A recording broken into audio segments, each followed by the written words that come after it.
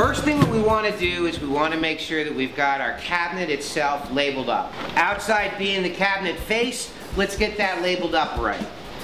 We have the directions right here as to how they are all labeled. Essentially, as long as you have this chart, you know, on the bucket fill side, location A, right there is going to be the 84C, top right.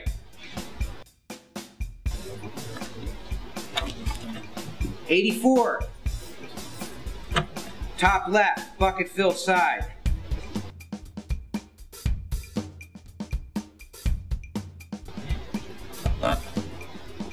On the bottom is 93 plus, 74 bottom right, bottom fill.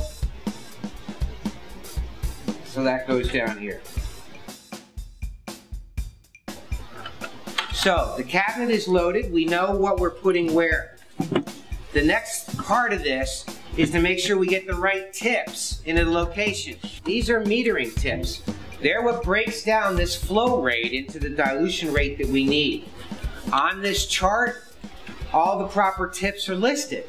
So all you have to do on this is go through the bucket fill side, and my first product is ES84 mixed at 256:1, and it says the tip I need is purple. This is called an inductor. Each of these injection points match the locations of the dial.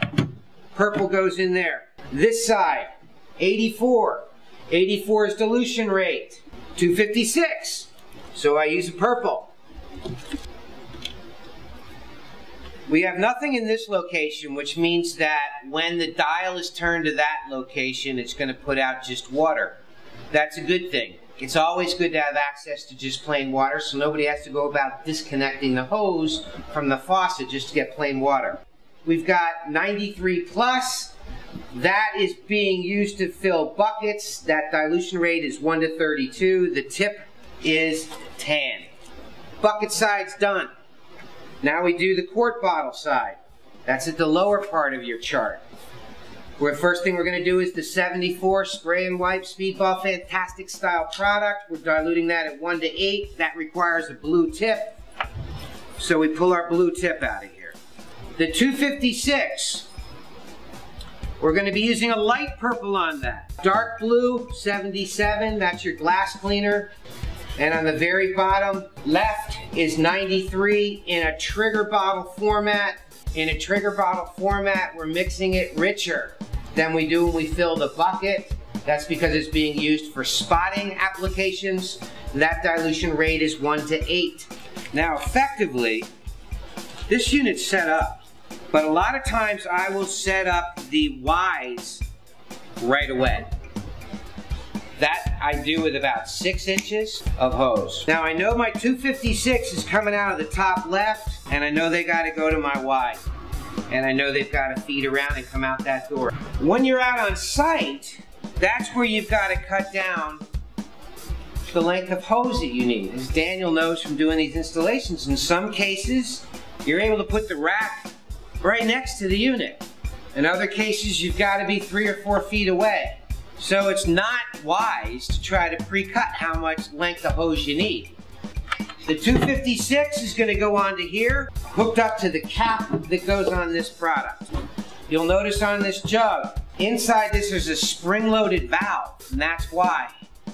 I have to use this cap, which has a raised edge on it. I put it on the product and it won't screw on unless I press it into it to hit that spring. Now it's ready to go on the cabinet.